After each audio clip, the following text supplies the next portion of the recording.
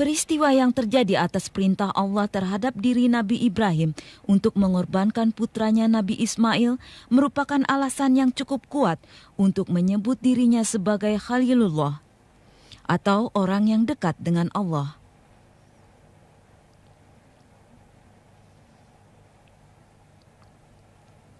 Nabi Ibrahim lahir di sebuah tempat yang disebut Faddam Aram. Terdapat dua pendapat mengenai letak persis tempat tersebut. Sebagian orang mengatakan bahwa Faddam Aram terletak di Garab, Irak. Sementara lainnya mengatakan di Sanli Urfa, Turki. Garab adalah desa kecil yang tidak jauh dari Baghdad.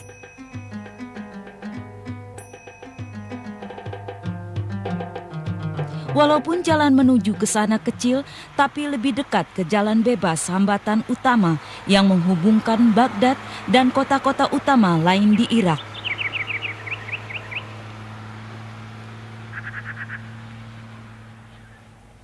Sejak ribuan tahun lalu sampai saat ini, tempat yang terletak di tepi sungai Tigris terkenal subur.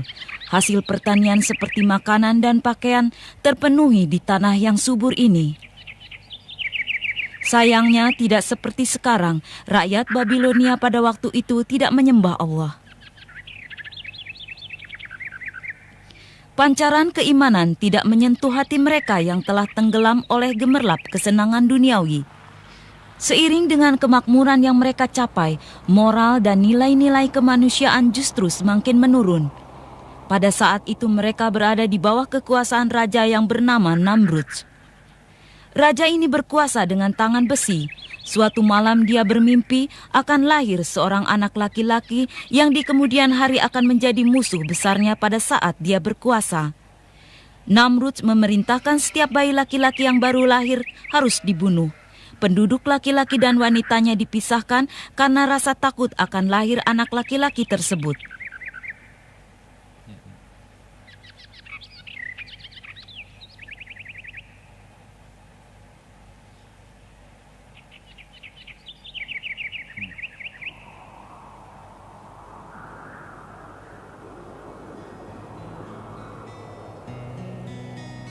Dalam situasi seperti itulah Nabi Ibrahim lahir. Tempat kelahiran asli Nabi Ibrahim mungkin telah terlupakan. Namun demikian, penduduk setempat mendirikan masjid untuk mengenang kelahiran Nabi besar ini.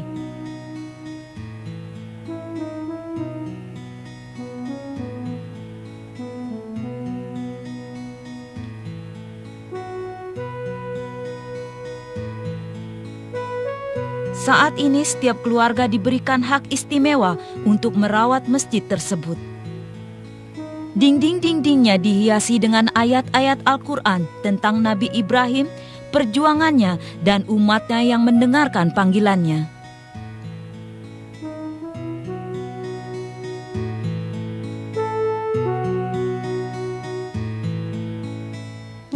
Batu di bawah masjid ini memiliki sejarah tersendiri.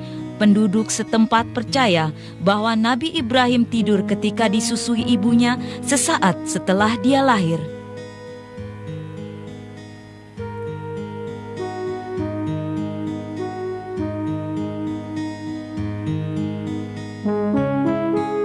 Pada pintu pagar sekitar batu tersebut terdapat tulisan ayat 15 dari surah Maryam yang berbunyi, kesejahteraan atas dirinya pada hari ia dilahirkan, pada hari dia meninggal, dan pada hari dia dibangkitkan hidup kembali.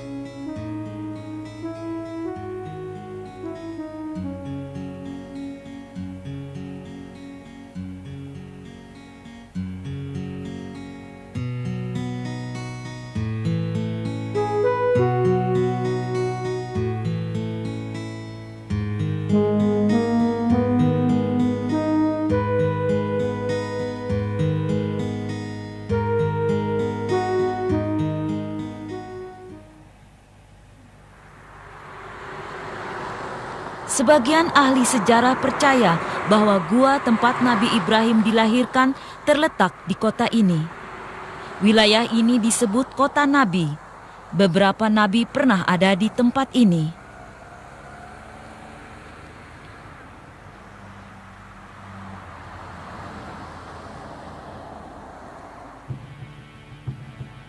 Sanli Urfa berada kira-kira 1000 km ke arah barat Istanbul melalui jalan bebas hambatan. Sebuah masjid dibangun di puncak tempat kelahiran Nabi Ibrahim. Penduduk setempat menyebutnya Masjid Ibrahim.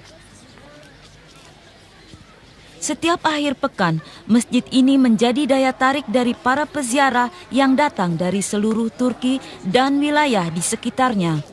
Kaum muslim yang sangat mengenal cerita tentang nabi-nabi sejak mereka masih kanak-kanak merasa bahwa kunjungan ke tempat ini dapat meningkatkan keimanan mereka. Dinding-dinding luar masjid ini dihiasi oleh ayat-ayat Quran yang berkaitan dengan kehidupan Nabi Ibrahim.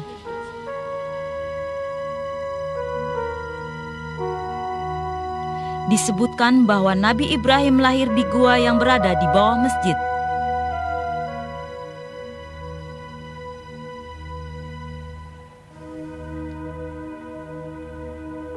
Dikatakan pula bahwa air yang berasal dari kolam ini adalah sumber air minum bagi Nabi Ibrahim dan ibunya. Menurut kisah, Nabi Ibrahim dibesarkan di gua ini selama beberapa tahun. Ibunya membawakan makanan dari rumah secara diam-diam untuknya.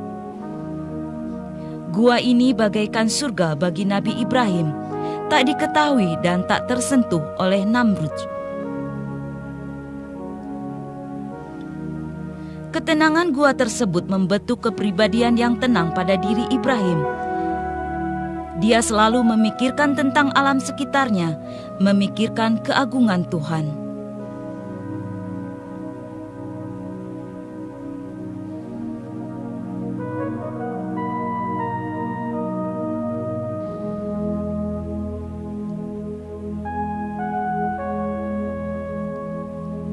Dia memikirkan ciptaan Tuhan seperti langit, matahari, bulan, dan bintang-bintang.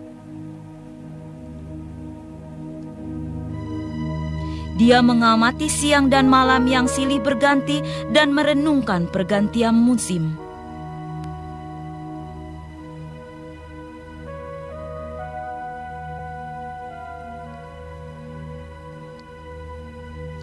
Siklus kehidupan binatang dan tumbuh-tumbuhan juga memperkuat keimanannya.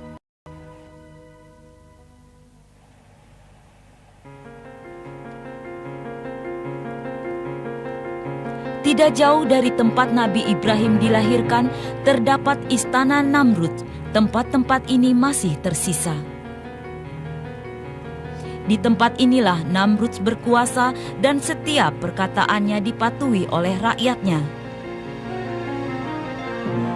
Nabi Ibrahim mempergunakan kepandaian berpidatonya untuk membuktikan kesalahan bahwa Namrud bukanlah Tuhan. Berdasarkan pendapat arkeolog setempat, menara setinggi 47 meter adalah bagian dari zigurat, yaitu bangunan kuno untuk segala tingkatan. Dikatakan bahwa bangunan ini memiliki 7 tingkat. Beberapa pengamat benda-benda bersejarah berpendapat bahwa bangunan ini adalah Boshifar atau Bis Namrud, tempat di mana Namrud dan para pengikutnya memuja Nabu, putra dari Marduk yang mewakili Tuhan.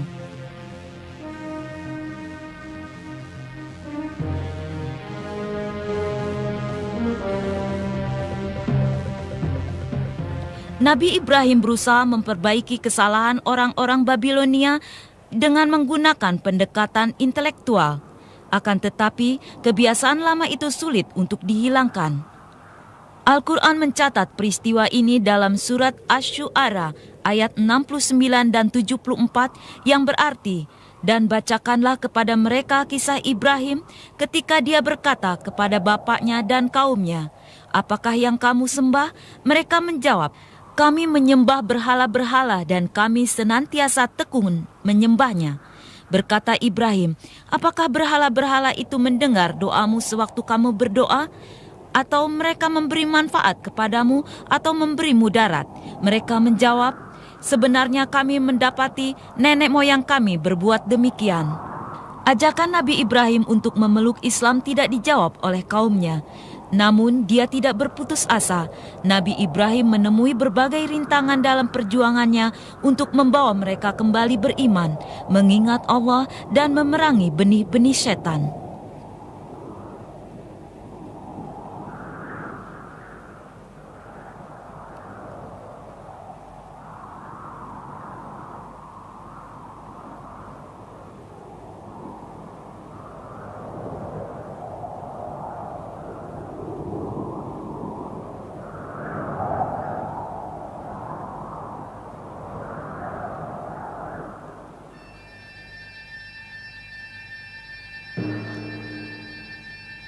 Namrud dan orang-orang Babilonia tidak memperdulikan nasihat dan ajaran yang diberikan Nabi Ibrahim. Puncak dari krisis ini adalah pembakaran atas diri Nabi Ibrahim yang dilakukan oleh kaumnya. Dia dilemparkan ke dalam api yang berkobar-kobar dari puncak benteng. Quran menceritakan tentang peristiwa ini. Disinilah di antara dua pilar benteng, Nabi Ibrahim ditempatkan sebelum dilontarkan ke dalam api.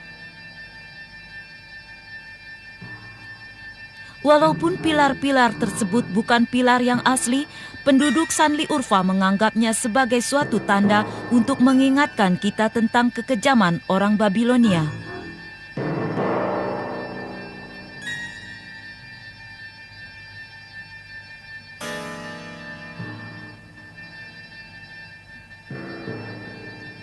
Dengan menggunakan semacam ketapel, Nabi Ibrahim dilempar ke dalam kobaran api.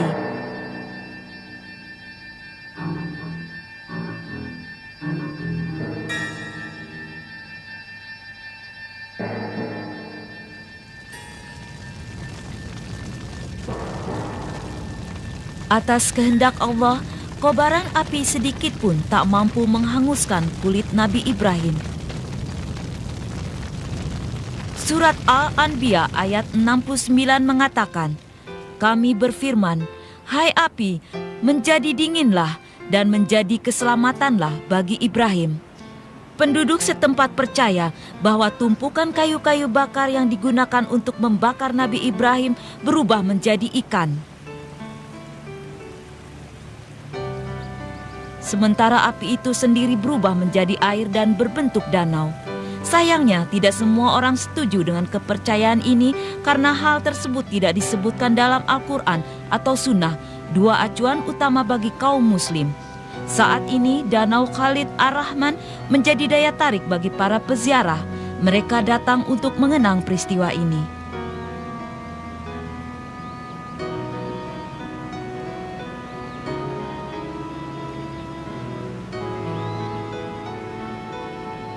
Dua buah masjid dibangun di sisi danau. Masjid itu adalah Masjid Rizalfiye dan Masjid Khalil Ar-Rahman.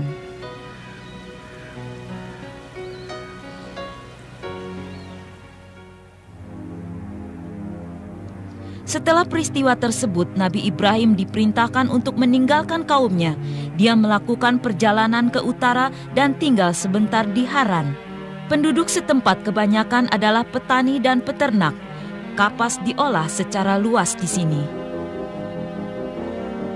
Di masa lalu, disinilah persimpangan rute perdagangan Mesopotamia Utara menuju barat dan barat laut Turki. Rumah-rumah kuno dan peninggalan bersejarah tetap terjaga utuh, tak lekang oleh cuaca dan waktu.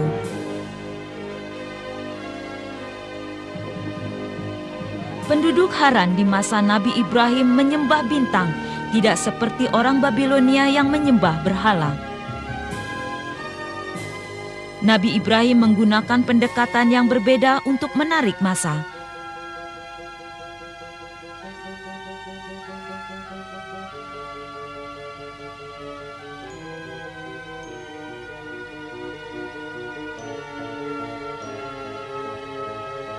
Ini adalah sisa runtuhan sebuah universitas yang dibangun pada abad 8 di bawah kekuasaan Harun al-Rasyid.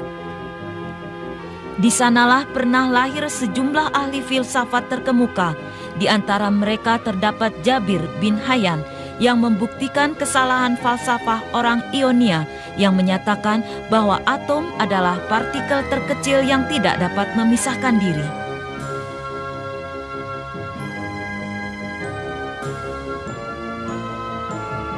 Menurut Jabir, atom tidak hanya dapat dipisahkan tetapi juga dapat menggerakkan cukup energi untuk menghancurkan kota Baghdad. Selama beribu-ribu tahun, Haran menjadi rute perdagangan antara Mesopotamia dan Anatolia. Haran adalah kota kosmopolitan yang kaya akan budaya. Catatan pertama mengenai Haran dibuat pada abad 2 Masehi. Menurut Ibnu Shaddad, seorang sejarawan pada abad 13, Haran juga dikenal sebagai kota Ibrahim karena disinilah dia sempat tinggal selama beberapa waktu untuk kemudian melanjutkan perjalanan ke Palestina. Marwan II adalah salah satu penguasa dari dinasti Umayyah. Dialah yang menjadikan Haran sebagai ibu kota kerajaan. Orang-orang Mongol menguasai wilayah ini pada tahun 1260 Masehi, kemudian diikuti oleh kekhalifahan Utsman pada abad 19. Pada masa itu Haran kehilangan kegemilangannya.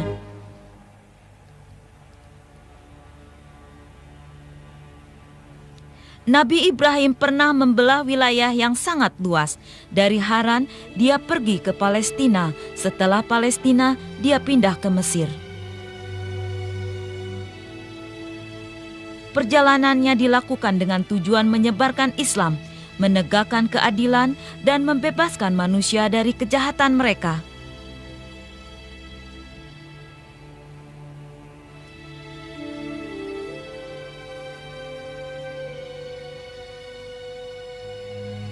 Ribuan mil perjalanan telah ditempuh dalam beberapa dekade sebagai pengorbanan atas keimanannya terhadap Allah. Perpindahan atau perjalanan adalah suatu panggilan bagi para nabi.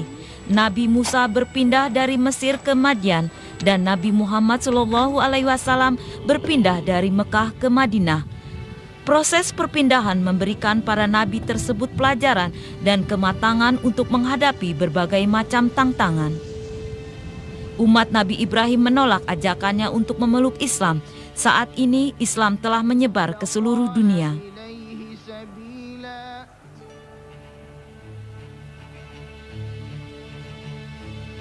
Nama Allah diagungkan dan peraturan-peraturannya dijalankan oleh kaum muslim seluruh dunia. Walaupun peradaban kita berbeda dengan peradaban mereka di masa lalu, dasar yang diletakkan oleh Nabi Ibrahim untuk menyebarkan agama Islam masih tetap relevan hingga saat ini. Kaum muslim dianjurkan senantiasa berdoa untuk Nabi Ibrahim sebelum mengakhiri sholat mereka. Damailah bersama Ibrahim dan keturunannya.